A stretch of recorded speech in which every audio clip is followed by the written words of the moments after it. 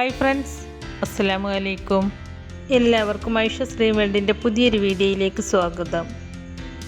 ഇന്ന് ഞാൻ ഷെയർ ചെയ്യുന്നത് ബട്ടൂരയും അതിൻ്റെ കൂടെ ഒരു അഫ്ഗാനി ചിക്കൻ ഗ്രേവിയുമാണ്. അഫ്ഗാനി ചിക്കനും ബട്ടൂരയും ഒരു കിടിലൻ കോമ്പിനേഷനാണ് കേട്ടോ. ട്രൈ ചെയ്ത് നോക്കിയിട്ടില്ലാത്തവർ എന്തായാലും ഇതൊന്ന് ട്രൈ ചെയ്ത് നോക്കണം കേട്ടോ. അത്രയ്ക്ക് ടേസ്റ്റാണ് ഇത് രണ്ടും. പിന്നെ അതുമല്ല, വളരെ ഈസി ആയിട്ട് ഉണ്ടാക്കാൻ പറ്റുന്ന ഒരു കറിയാണ് ഈ അഫ്ഗാനി ചിക്കൻ കറി. അത് നിങ്ങൾക്ക് കണ്ടാൽ തന്നെ മനസ്സിലാവും. പിന്നെ ഇഫ്താറിനൊക്കെ സ്പെഷ്യലായിട്ട് ഉണ്ടാക്കാൻ പറ്റുന്ന നല്ലൊരു വിഭവം കൂടിയാണിത്. അപ്പം നമുക്കിതെങ്ങനെയാണ് ഉണ്ടാക്കുന്നത് എന്ന് നോക്കിയാലോ. ഗ്രേവി ഉണ്ടാക്കുവാനായിട്ട് ഞാനിവിടെ ഏകദേശം 1 കിലോയിലധികം തൂക്കം വരുന്ന ചിക്കനാണ് എടുത്തിട്ടുള്ളത്. ആദ്യം നമുക്ക് ഈ ചിക്കൻ ഒന്ന് മാരിനേറ്റ് ചെയ്ത് വെക്കണം. അതിനായിട്ട് ഞാനിവിടെ കുറച്ചധികം വെളുത്തുള്ളിയും പിന്നെ കുറച്ച് മല്ലിയിലയും പിന്നെ ഒരു മീഡിയം സൈസിലുള്ള സവാളയും 1.5 ടേബിൾ സ്പൂൺ കുരുമുളകും പിന്നെ ചെറിയ 3 പീസ് ഇഞ്ചിയും. ഇഞ്ചി കുറച്ച് മതി, വെളുത്തുള്ളിയാണ് കൂടുതൽ വേണ്ടത്. പിന്നെ 5 പച്ചമുളകും എടുത്തിട്ടുണ്ട്. നിങ്ങളുടെ പച്ചമുളകിൻ്റെ എരിവിനനുസരിച്ച് പച്ചമുളകിൻ്റെ അളവിൽ മാറ്റം വരുത്താട്ടോ. നിങ്ങൾക്ക് എത്രയാണോ എരിവ് വേണ്ടത് അതിനനുസരിച്ച് പച്ചമുളക് ചേർത്ത് കൊടുത്താൽ മതി. ഇതെല്ലാം നമുക്കൊരു മിക്സിയുടെ ജാറിലേക്ക് ഇട്ട് കൊടുക്കാം. പിന്നെ ഇതിലേക്ക് 1/2 കപ്പ് അണ്ടിപ്പരിപ്പ് എടുത്തിട്ടുണ്ട്. അഫ്ഗാനി ചിക്കനിലേക്ക് അണ്ടിപ്പരിപ്പ് മസ്റ്റാണ്, അതുകൊണ്ട് ഇത് സ്കിപ്പ് ചെയ്യാതെ ചേർക്കണം കേട്ടോ. ഈ അണ്ടിപ്പരിപ്പ് ചൂടുവെള്ളത്തിൽ ഒരു 10 മിനിറ്റ് സോക്ക് ചെയ്ത് വെച്ചിട്ടുണ്ടായിരുന്നു. ഇതിലെ വെള്ളം ഒഴിവാക്കിയിട്ട് അണ്ടിപ്പരിപ്പ് മാത്രമാണ് ഞാൻ ഈ മിക്സിയുടെ ജാറിലേക്ക് ഇട്ട് കൊടുക്കുന്നത്. പിന്നെ ഇതിലേക്ക് 1/2 കപ്പ് അധികം പുളിയില്ലാത്ത തൈര് എടുത്തിട്ടുണ്ട്. തൈര് പുളിയില്ലാത്തത് തന്നെ എടുക്കാൻ ശ്രദ്ധിക്കുക. നല്ല പുളിയുള്ള നാടൻ തൈരൊന്നും എടുക്കരുത് കേട്ടോ. ഞാനിവിടെ മിൽമയുടെ ഈ ഒരു തൈരാണ് എടുത്തിട്ടുള്ളത്. ഇതിനധികം പുളിയൊന്നുമില്ല. പിന്നെ ഇതിലേക്ക് 1 ടേബിൾ സ്പൂൺ നാരങ്ങ നീര് കൂടി ചേർത്ത് കൊടുത്ത് ഇവയെല്ലാം നല്ല സ്മൂത്തായിട്ട് അങ്ങോട്ട് അരച്ചെടുക്കണം. ഒട്ടും കഷ്ണങ്ങളൊന്നുമില്ലാതെ നല്ല ഫൈൻ പേസ്റ്റ് തന്നെ ആവണം. അപ്പം ഞാനിത് നല്ല സ്മൂത്തായിട്ട് തന്നെ അരച്ചെടുത്തിട്ടുണ്ട്. ഇനി നമുക്കിതൊരു ബൗളിലേക്ക് ഒഴിച്ചു കൊടുക്കാം. എന്നിട്ട് ഇതിലേക്ക് 1/2 ടീസ്പൂൺ ഗരം മസാല പൗഡറും 1/2 ടീസ്പൂൺ ചെറിയ ജീരകം വറുത്ത് പൊടിച്ചതും പിന്നെ ഈ ഗ്രേവിക്ക് ആവശ്യമായ ഉപ്പും ചേർത്ത് കൊടുത്ത് നന്നായിട്ട് മിക്സ് ചെയ്ത് കൊടുക്കുക. ഇനി നിങ്ങളുടെ കയ്യിൽ കുരുമുളകിന് പകരം കുരുമുളക് പൊടിയാണെങ്കിൽ ഈ സമയത്ത് ചേർത്ത് കൊടുത്താൽ മതി. ഇതിലേക്ക് ഒട്ടും സ്കിപ്പ് ചെയ്യാതെ ചേർക്കാനുള്ള മെയിനായിട്ടുള്ളൊരു ചേരുവയാണ് കസൂരി മേത്തി, അതായത് ഉലുവയുടെ ഇല. കസൂരി മേത്തി ഇതുപോലെ കയ്യിൽ വെച്ചിട്ട് പൊടിച്ചിട്ട് ചേർത്ത് കൊടുക്കുക. ഞാനിതിലേക്കൊരു 1.5 ടീസ്പൂണോളം ചേർത്തിട്ടുണ്ട്. ഇത് ചേർത്ത് കൊടുത്താലേ ഈ കറിക്ക് നല്ലൊരു ഫ്ലേവർ ഉണ്ടാവുകയുള്ളൂ. അതുകൊണ്ട് ഇതെന്തായാലും ചേർത്ത് കൊടുക്കണം. ഇപ്പോൾ ഇതെല്ലാം ഞാനൊന്ന് മിക്സാക്കി എടുത്തിട്ടുണ്ട്. ഇനി ഇതിലേക്ക് നന്നായി കഴുകി വൃത്തിയാക്കി വെച്ച ചിക്കൻ, അതിലെ വെള്ളമൊക്കെ നന്നായി ഡ്രെയിൻ ചെയ്തിട്ട് ഈ മസാലയിലേക്ക് ചേർത്ത് കൊടുക്കാം. ഈ ചിക്കൻ ഈ മസാലയിൽ നന്നായിട്ട് സോക്കായിട്ട് കിടക്കണം. എന്നാലേ ഈ ചിക്കൻ നല്ല സോഫ്റ്റായിട്ട് വരുള്ളൂ. ഇപ്പം ഞാൻ ഈ ചിക്കനെല്ലാം ഇതിലേക്ക് ചേർത്ത് കൊടുത്തിട്ടുണ്ട്. ഇനി ഇതുപോലെ കൈവച്ച് നന്നായിട്ടൊന്ന് മിക്സാക്കി കൊടുക്കുക. ഇപ്പം ഞാനിത് നന്നായിട്ടൊന്ന് മിക്സാക്കി കൊടുത്തിട്ടുണ്ട്. ഇനി ഞാനിത് അടച്ച് വെച്ച് ഒരു 2 മണിക്കൂറോളം ഫ്രിഡ്ജിൽ വെക്കുന്നുണ്ട്. ഫ്രീസറിലല്ല കേട്ടോ, ഫ്രിഡ്ജിന് താഴെ വെച്ചാൽ മതി. 2 മണിക്കൂറിന് ശേഷമാണ് നമ്മൾ ഈ ഗ്രേവി ഉണ്ടാക്കാൻ പോകുന്നത്. അപ്പോൾ ഞാനിത് ഫ്രിഡ്ജിലേക്ക് മാറ്റുകയാണ്. 2 മണിക്കൂറിന് ശേഷം നമുക്ക് ഈ ചിക്കനൊന്ന് ഫ്രൈ ചെയ്തിട്ടെടുക്കാം. അതിനായിട്ട് ഞാനൊരു പാൻ അടുപ്പത്ത് വെച്ചിട്ടുണ്ട്. ഈ പാൻ ചൂടായിട്ട് വരുമ്പോൾ അതിലേക്ക് 2 ടീസ്പൂൺ ഗീ ഒഴിച്ചു കൊടുക്കുന്നുണ്ട്. പിന്നെ കുറച്ച് സൺഫ്ലവർ ഓയിലും ഒഴിച്ചു കൊടുക്കുന്നുണ്ട്. ഗീക്ക് പകരം നിങ്ങളുടെ അടുത്ത് ബട്ടർ ഉണ്ടെങ്കിൽ അതും ചേർത്ത് കൊടുക്കാം. നമ്മൾ ഈ ഫ്രിഡ്ജിൽ വെച്ച ചിക്കൻ കണ്ടോ, നല്ലോണം കട്ടിയായിട്ടുണ്ട്. മസാലയൊക്കെ ഈ ചിക്കനിൽ നന്നായിട്ട് പിടിച്ചിട്ടുമുണ്ട്. മസാല തേച്ചപാടെ ഇത് ഫ്രൈ ആക്കാൻ നിൽക്കരുത്. അറ്റ്ലീസ്റ്റ് 2 മണിക്കൂറെങ്കിലും ഇത് ഫ്രിഡ്ജിൽ വെക്കണം. എന്നിട്ട് ഇതുപോലെ നമ്മൾ ഒഴിച്ചു കൊടുത്ത ഗീയും ഓയിലും ചൂടായിട്ട് വരുമ്പോൾ ഇതിലേക്ക് ചിക്കൻ മാത്രം ഇട്ട് കൊടുക്കുക. എന്നിട്ട് ചിക്കൻ ഒന്ന് ഫ്രൈ ചെയ്തിട്ടെടുക്കുക. ഇപ്പം ഞാൻ ഈ പാനിലേക്ക് പകുതി ചിക്കൻ വെച്ച് കൊടുത്തിട്ടുണ്ട്.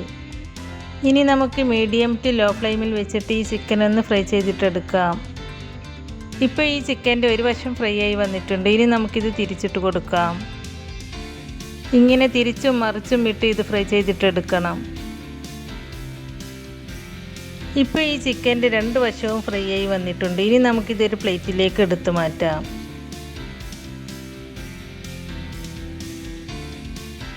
ഞാനിവിടെ 2 ബാച്ചായിട്ടാണ് ഈ ചിക്കൻ ഫ്രൈ ചെയ്തിട്ടെടുക്കുന്നത്. ഇനി നമുക്ക് രണ്ടാമത്തെ ബാച്ച് ചിക്കനും ഈ പാനിലേക്ക് വെച്ച് കൊടുക്കാം. എന്നിട്ട് 2 വശവും ഒരു ഗോൾഡൻ കളറാകുന്നത് വരെ ഫ്രൈ ആക്കി എടുക്കണം. ഇതിപ്പോൾ കുറച്ച് ചിക്കൻ മാത്രമാണെങ്കിൽ ഇതുപോലെ കോരി മാറ്റേണ്ട ആവശ്യമില്ല. ഫ്രൈ ചെയ്തതിന് ശേഷം ഇതിൽ തന്നെ ഗ്രേവി ഉണ്ടാക്കിയാൽ മതി. പിന്നെ ചിക്കൻ ഒരുപാട് ഫ്രൈ ആവുമൊന്നും വേണ്ട. അത് എന്താണെന്ന് വെച്ചാൽ ഗ്രേവിയിലിട്ട് ചിക്കനൊന്ന് കുക്ക് ചെയ്തെടുക്കുന്നുണ്ട്. അപ്പോൾ അതിന് മുമ്പ് ചിക്കൻ ഒരു 90% ഒന്ന് കുക്കായി കിട്ടിയാൽ മതി.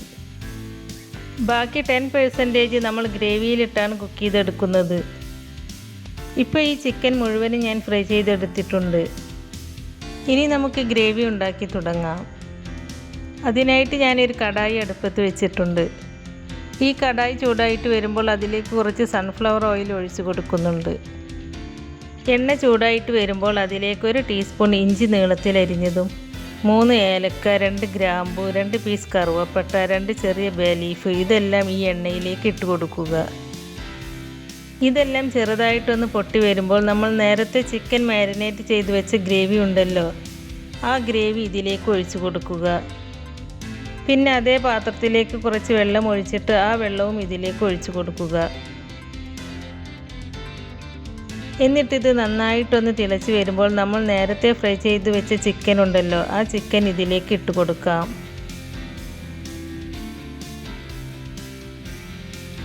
എന്നിട്ട് ഇതെല്ലാം നന്നായിട്ടൊന്ന് മിക്സ് ചെയ്തെടുക്കുക. മിക്സ് ചെയ്തതിന് ശേഷം നമുക്കിത് 2-3 മിനിറ്റ് അടച്ച് വെച്ച് നന്നായിട്ടൊന്ന് കുക്ക് ചെയ്തെടുക്കാം.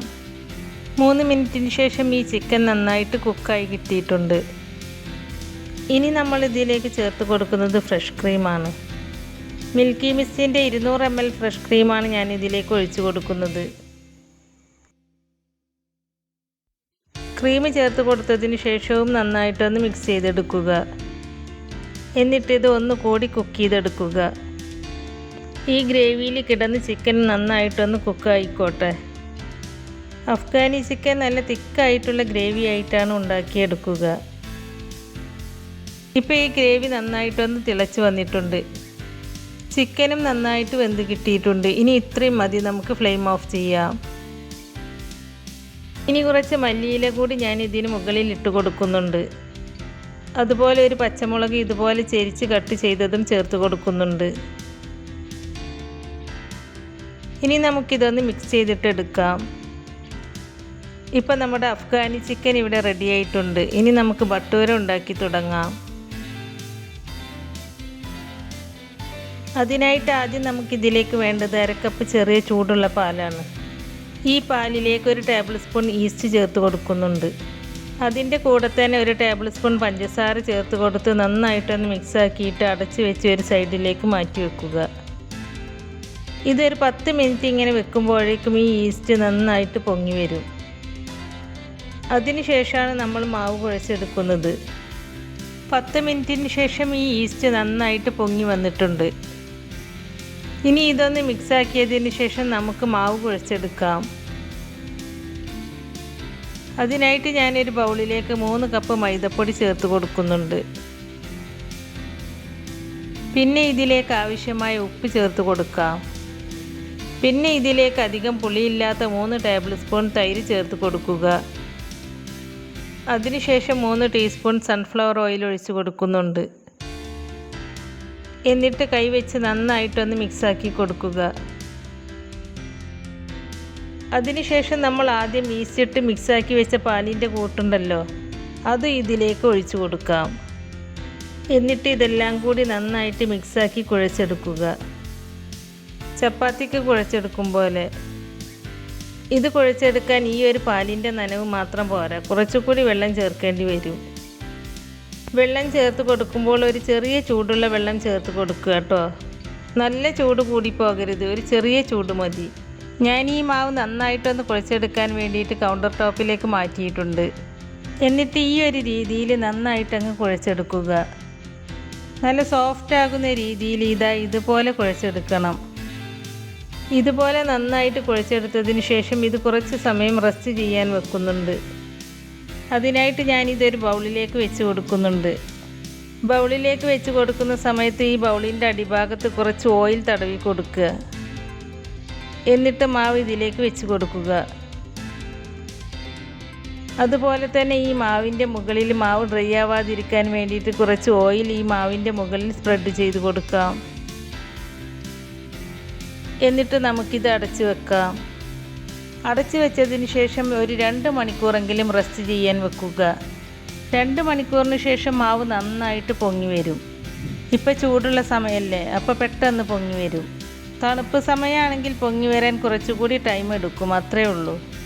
ഇപ്പോൾ നമ്മുടെ മാവ് നന്നായിട്ട് പൊങ്ങി വന്നിട്ടുണ്ട്. കണ്ടോ, മാവ് നന്നായിട്ട് പൊങ്ങിയിട്ട് നല്ല സോഫ്റ്റായിട്ട് കിട്ടിയിട്ടുണ്ട്. ഇനി ഇത് ചെറുതായിട്ടൊന്ന് കുഴച്ചെടുക്കുക. ഒരുപാട് അങ്ങ് കുഴച്ചെടുക്കരുത് കേട്ടോ.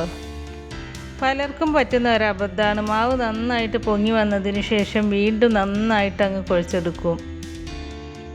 അങ്ങനെ ചെയ്യരുത്. ഇതുപോലെ ആക്കിയെടുത്തതിന് ശേഷം ബോൾസ് ആക്കി എടുക്കുക. അപ്പോൾ ഞാൻ ഈ ഒരു രീതിയിൽ ബോൾസ് ആക്കി എടുത്തിട്ടുണ്ട്. ഇങ്ങനെ ബാക്കിയുള്ളതും ചെയ്തെടുക്കാം. അപ്പോൾ ഞാനിവിടെ എല്ലാം ഈ ഒരു വലിപ്പത്തിൽ ബോൾസ് ആക്കി എടുത്തിട്ടുണ്ട്. ഇത് നമ്മൾ പരത്തുന്ന സമയത്ത് കുറച്ച് മൈദപ്പൊടി ഇട്ടിട്ടാണ് പരത്തിയെടുക്കുന്നത്. ഒരുപാട് പൊടിയിട്ട് പരത്തിയെടുക്കരുത് കേട്ടോ. അങ്ങനെയാവുമ്പോൾ ഫ്രൈ ചെയ്തെടുക്കുമ്പോൾ എണ്ണയിൽ ഈ പൊടി ചാടിയിട്ട് ഓയിൽ പെട്ടെന്ന് കറുത്തു പോകും. അപ്പോൾ എത്രയും കുറച്ച് പൊടിയിട്ട് പരത്താൻ പറ്റുന്നുവോ അതുപോലെ അങ്ങോട്ട് പരത്തിയെടുത്താൽ മതി. ഇത് പരത്തിയെടുക്കുന്ന സമയത്ത് കുറച്ച് തിക്കായിട്ട് തന്നെ പരത്തിയെടുക്കണം. ചപ്പാത്തിയുടെ അത്രയൊന്നും കട്ടി കുറയണ്ട കേട്ടോ. അപ്പം ഞാൻ ഈ ഒരു തിക്നെസ്സിൽ ഇത് പരത്തിയെടുത്തിട്ടുണ്ട്. ഈ ഒരു കട്ടി ഉണ്ടാകണം, എന്നാലേ ഫ്രൈ ചെയ്യുന്ന സമയത്ത് കറക്റ്റായിട്ട് പൊങ്ങി വരികയുള്ളൂ. ഇതുപോലെ വലുതാക്കി പരത്തിയെടുത്തിട്ട് ഇങ്ങനെ കോൺ ഷേപ്പിൽ മുറിച്ചെടുക്കുകയാണ് കേട്ടോ ചെയ്യുന്നത്.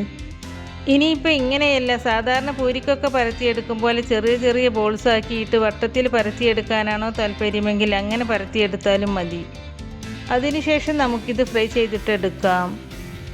അതിനായിട്ടൊരു കടായി അടുപ്പത്ത് വെച്ച് അതിലേക്ക് ഫ്രൈ ചെയ്യാൻ ആവശ്യമായ വെജിറ്റബിൾ ഓയിൽ ഒഴിച്ച് കൊടുത്തിട്ടുണ്ട്. ഓയിൽ ചൂടായതിനു ശേഷം നമുക്കിതിലേക്ക് ഓരോന്നായിട്ട് ഇട്ട് കൊടുത്ത് ഫ്രൈ ചെയ്തിട്ടെടുക്കാം. എണ്ണയിലേക്ക് ഇടുന്ന സമയത്ത് ഓയിൽ നല്ല ചൂടുണ്ടാവണം. എണ്ണയിലേക്ക് ഇട്ട് കൊടുത്തതിന് ശേഷം തീ മീഡിയം ഫ്ലെയിമിലേക്ക് മാറ്റിയാൽ മതി. ഇത് പെട്ടെന്ന് തന്നെ ഫ്രൈ ആയി കിട്ടും കേട്ടോ. ഒരുപാട് സമയമൊന്നും വേണ്ടി വരില്ല. ഇപ്പോൾ നമ്മുടെ ഭട്ടൂര നന്നായിട്ട് പൊങ്ങി വന്നിട്ടുണ്ട്. ഇനി നമുക്കിത് എണ്ണയിൽ നിന്നും എടുത്തു മാറ്റാം. ഇനി ബാക്കിയുള്ളതും ഇതുപോലെ ഫ്രൈ ചെയ്തിട്ടെടുക്കാം. ഇതുപോലെ എണ്ണ ഇതിന് മുകളിൽ ഇങ്ങനെ ആക്കി കൊടുക്കുകയാണെങ്കിൽ പെട്ടെന്ന് തന്നെ ഇത് പൊങ്ങി വരും. കണ്ടോ നന്നായിട്ട് പൊങ്ങി വന്നത്. പിന്നെ ഫ്രൈ ചെയ്തെടുക്കേണ്ട സമയത്ത് ശ്രദ്ധിക്കേണ്ടത് എന്താണെന്ന് വെച്ചാൽ ഹൈ ഫ്ലെയിമിലാണെങ്കിൽ ഇത് പെട്ടെന്ന് കളറ് മാറുകയും ഉള്ളു ഫ്രൈ ആവാതെ വരികയും ചെയ്യും. അപ്പോൾ ഇതൊരു മീഡിയം ടു ഹൈ ഫ്ലെയിമിൽ ഇട്ടിട്ട് അങ്ങനെ ഫ്രൈ ചെയ്തെടുത്താൽ മതി. അങ്ങനെ ഈ ഭട്ടൂരയുടെയും 2 ഭാഗവും നന്നായിട്ട് ഫ്രൈ ആയി വന്നിട്ടുണ്ട്. ഇനി നമുക്കിതും എണ്ണയിൽ നിന്ന് എടുത്തു മാറ്റാം. ഇത് ഓരോന്നായിട്ട് ഫ്രൈ ചെയ്തെടുക്കണം എന്നൊന്നുമില്ല കേട്ടോ. എണ്ണയിൽ സ്ഥലമുള്ളതിനനുസരിച്ച് 1 2 ഒക്കെ ഇട്ട് കൊടുത്ത് ഫ്രൈ ചെയ്തിട്ടെടുക്കാം. പിന്നെ ഇത് ഒരുപാട് ഓയിൽ കുടിക്കുന്നില്ല. അതുപോലെ ഫ്രൈ ചെയ്തതിന് ശേഷം പെട്ടെന്ന് താഴ്ന്നു പോവുകയുമില്ല. കുറച്ച് സമയം ഇതുപോലെ തന്നെ ഇരിക്കും. പിന്നെ നിങ്ങൾക്ക് ഇതുപോലെ റൗണ്ട് ഷേപ്പിലും പരത്തിയിട്ട് ഫ്രൈ ചെയ്തിട്ടെടുക്കാം. ഏത് ഷേപ്പിൽ വേണമെങ്കിലും ഓരോരുത്തരുടെ ഇഷ്ടത്തിനനുസരിച്ച് ഫ്രൈ ചെയ്തിട്ടെടുക്കാം. അപ്പോൾ നമ്മുടെ എല്ലാ ഭട്ടൂരയും ഇവിടെ ഫ്രൈ ചെയ്തെടുത്തിട്ടുണ്ട്. അങ്ങനെ നമ്മുടെ അഫ്ഗാനി ചിക്കൻ ഗ്രേവിയും ഭട്ടൂരയും ഇവിടെ റെഡി ആയിട്ടുണ്ട് കേട്ടോ. ഈ അഫ്ഗാനി ചിക്കനും ഭട്ടൂരയും ഒരു കിടിലൻ കോമ്പിനേഷൻ തന്നെയാണ് കേട്ടോ. ഇതിൽ ഗ്രേവി കണ്ടോ നല്ല തിക്കായിട്ടാണ് ഇരിക്കുന്നത്. ഇതധികം സ്പൈസി അല്ലാത്തൊരു കറിയാണ് കേട്ടോ. അതുകൊണ്ട് കുട്ടികൾക്കും മുതിർന്നവർക്കും ഒരുപോലെ ഇഷ്ടപ്പെടും. പിന്നെ നിങ്ങൾക്കിത് സ്പൈസി ആയിട്ട് വേണമെങ്കിൽ കുറച്ചുകൂടി കുരുമുളക് പൊടി ചേർത്ത് കൊടുത്താൽ മതി. സാധാ മുളക് പൊടിയൊന്നും ചേർക്കരുത് കേട്ടോ. പിന്നെ ഈ ഗ്രേവിയുടെ മെയിൻ ഹൈലൈറ്റ് എന്ന് പറയുന്നത് കസൂരി മേത്തിയും അതുപോലെ അണ്ടിപ്പരിപ്പുമാണ്. അതുകൊണ്ട് ഇത് രണ്ടും സ്കിപ്പ് ചെയ്യാതെ ചേർക്കണം കേട്ടോ. അപ്പോൾ നിങ്ങൾ കണ്ടില്ലേ, ഈ അഫ്ഗാനി ചിക്കൻ ഗ്രേവി ഉണ്ടാക്കാൻ വളരെ സിമ്പിളല്ലേ. ഭട്ടൂരയും പൂരിയും കാണുമ്പോൾ സെയിം ലുക്കായിരിക്കും. പക്ഷെ ടേസ്റ്റിൽ ഭയങ്കര വ്യത്യാസമുണ്ട് കേട്ടോ. ഭട്ടൂര നല്ല ടേസ്റ്റ് ആയിരിക്കും. കുറച്ചൊക്കെ ഇതൊരു ബ്രെഡിൻ്റെ ഒക്കെ പോലെ തോന്നും. ചൂടോടുകൂടി ഇതിങ്ങനെ മുറിച്ച് ചായയുടെ കൂടെ വെറുതെ കഴിക്കാനും നല്ല ടേസ്റ്റാണ് കേട്ടോ. ഇത് നിങ്ങൾക്ക് ഇഷ്ടപ്പെട്ട ഏത് കറിയുടെ കൂടെയും സെർവ് ചെയ്യാം. അപ്പോൾ നിങ്ങൾ ഇത് രണ്ടും ഇതുപോലെ ഒന്ന് ട്രൈ ചെയ്ത് നോക്കിയിട്ട് അതിൻ്റെ ഫീഡ്ബാക്ക് നമ്മുടെ കമൻറ്റ് ബോക്സിൽ വന്ന് അറിയിക്കണേ. നമ്മുടെ ഇന്നത്തെ ഈ 2 റെസിപ്പിയും നിങ്ങൾക്ക് ഇഷ്ടമായിട്ടുണ്ടെങ്കിൽ ലൈക്ക് ചെയ്യാനും ഫ്രണ്ട്സ് ആൻഡ് ഫാമിലിക്ക് ഷെയർ ചെയ്ത് കൊടുക്കാനും മറക്കരുത്. അതുപോലെ നിങ്ങൾ ഈ ചാനൽ ആദ്യമായിട്ട് കാണുന്നവരാണെങ്കിൽ ഒന്ന് സബ്സ്ക്രൈബ് ചെയ്ത് സപ്പോർട്ട് ചെയ്യണേ. സബ്സ്ക്രൈബ് ചെയ്യുമ്പോൾ കൂടെ കാണുന്ന ബെല്ലൈക്കണിൽ ക്ലിക്ക് ചെയ്ത് അതിൽ ആളെന്ന ഓപ്ഷൻ തന്നെ എനേബിൾ ചെയ്ത് വെക്കുകയാണെങ്കിൽ പുതിയ റെസിപ്പീസ് അപ്ലോഡ് ചെയ്യുമ്പോൾ അതിൻ്റെ നോട്ടിഫിക്കേഷൻ നിങ്ങൾക്ക് കിട്ടുന്നതാണ്. ഇൻഷാ അല്ലാഹ് പുതിയ റെസിപ്പീസുമായി വീണ്ടും വരാം. Thank you.